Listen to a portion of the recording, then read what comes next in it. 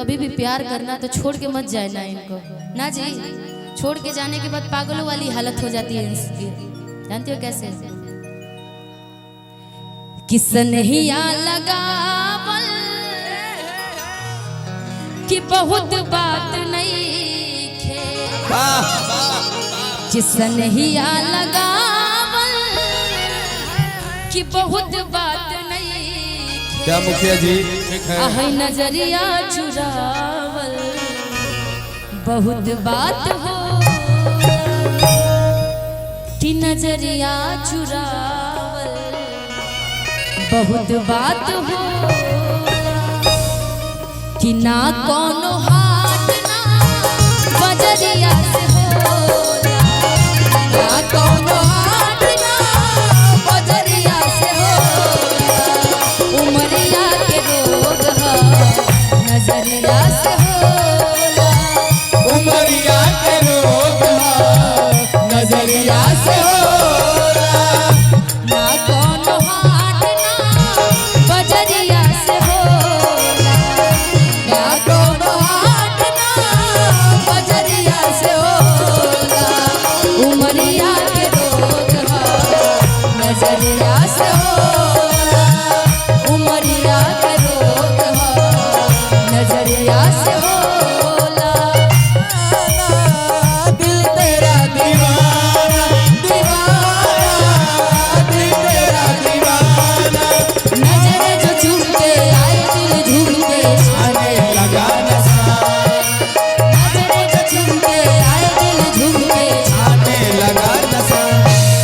दीवाना दिल तेरा दीवाना दीवाना, दिल तेरा दीवाना।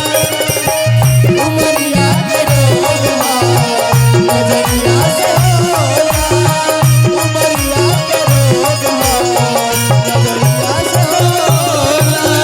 और यदि कभी किसी से प्यार हो जाए तो लगता है कि उसको कभी कोई कष्ट कभी दुख ना हो। लड़का कहता है कि जो भी सितम होना है ना, जो भी सितम करना है मेरे साथ कर लो, मेरी जानों को छोड़ दो। लड़का कहता है क्या? देहिया हमार हकदार हो सितम के, देहिया हमार हकदार हो सितम के। इनका के मत मारी जा, मार दी जा हमके। ये सब जायज हो जाए। क्या बताऊं मैं तुमसे कितना प्यार करता हूँ। ये दुनिया वाले हमें जीने नहीं देंगे, तुम्हारे साथ रहने नहीं देंगे, मैं क्या करूं? देहिया हमार हकदार हो सितम के, इनका के मत मारी जा, मार दी जा हमके।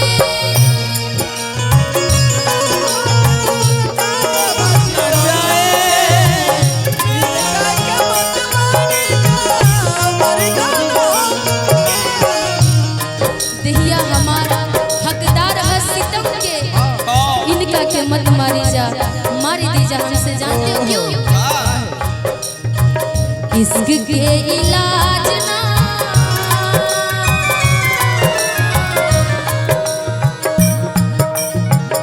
इश्क के इलाज ना कटरिया से होला, उमरिया के रोग है नजरिया से होला। उमरिया के रोग नजरिया से होला। ना कोनो हाथ ना बजरिया से होला, ना कोनो हाथ ना बजरिया से होला। उमरिया के रोग है नजरिया से होला, उमरिया के रोग है नजरिया से होला।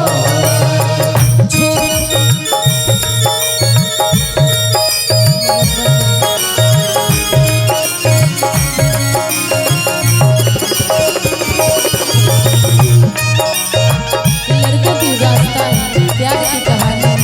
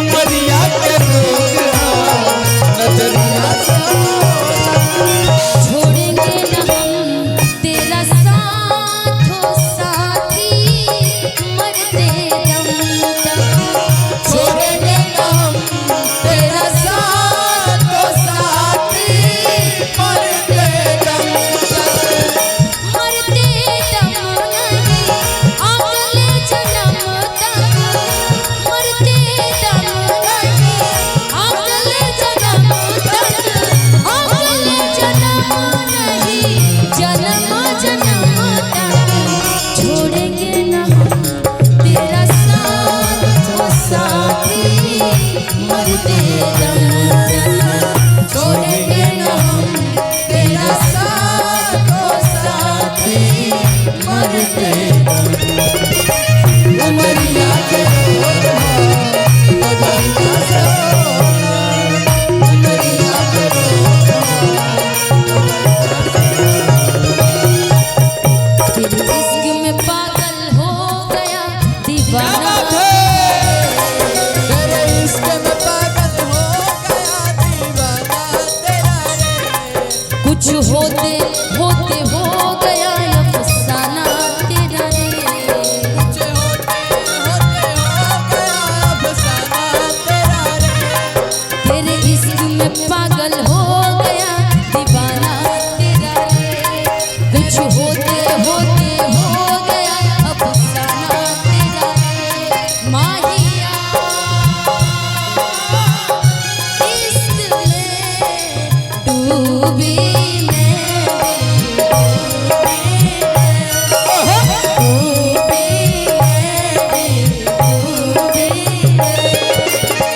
उमरिया के रोग हो नजरिया से होना, उमरिया के रोग हो नजरिया से होना। लेकिन लड़के इतनी जब प्यार करते हैं, जब किसी से प्यार हो जाए तो चाह के भी आदमी उसको भूल नहीं पाता है। लेकिन लड़का कहता है कि सुनो, तुम जा तो रही हो, मैं तुमसे इतना प्यार करता हूँ, मैं कैसे बताऊँ। लेकिन लड़का एक बात कहता है, क्या जा हमरो माँ, जा हमरो माँ, जा हमरो माँ, तोहरो के लाग जाए। जा हमरो मन तोहरो के लाग जाए। हंसलू तो भाग हमरो, हंसलू तो भाग हमरो जाग जाए। हंसलू तो भाग हमरो जाग जाए। जा हमरो मन, जा हमरो मन, जा हमरो मन, तोहरो के लाग जाए। जा हमरो मन तोहरो के लाग जाए। लड़का कहता है कि जा हमरो उम्र तोहरो के लाग जाए। जानती हो चांदनी क्यों कहता है? मिलके जब जालू मोर धान हो, जिया जड़ेला छान छान हो। मिलके जब चालो मोरे प्यार करने वाले से पूछो क्या बोलता है। तेरा जरेला छन छान हो। इस बातों को वही समझ सकता है जो वाकई सच्ची मोहब्बत किया होगा ना जी। जब प्यार करने वाले जब एक दूसरे से बिछड़ते हैं तो क्या फील होती होगी, प्यार करने वाले ही समझते होंगे। लड़का कहता है क्या, मिलके जब जालू मोर धान हो, जिया जड़ेला छान छान हो। मिलके जब चालो मोरे धान हो, जिया जरेला छन छान हो। मिलके जब जालू मोर धान हो, जिया जड़ेला छान छान हो। मिलके जब चालो मोरे धान हो, जिया जरेला छन छान हो। रहेलू तू सोझा गोली दाग जाए। रहेलू तू सोझा गोली दाग जाए। जा हमरो मन, जा हमरो मन, जा हमरो मन, तोहरो के लाग जाए। जा हमरो मन तोहरो के लाग जाए। जा हमरो मन तोहरो के लाग जाए। क्योंकि मिलने की तुम कोशिश करना, वादा कभी न करना। आप सब भी बोलना, धीरे धीरे आप सब भी बोलना। जब हम लोग चले जाएंगे, जब आप हमारे फेसबुक और इंस्टा पर जब मैसेज कीजिएगा ना, तब बोलिएगा। अभी के लिए कि मिलने की तुम कोशिश करना, वादा कभी न करना। मिलने की तुम कोशिश करना, वादा कभी न करना। वादा तो टूट जाए।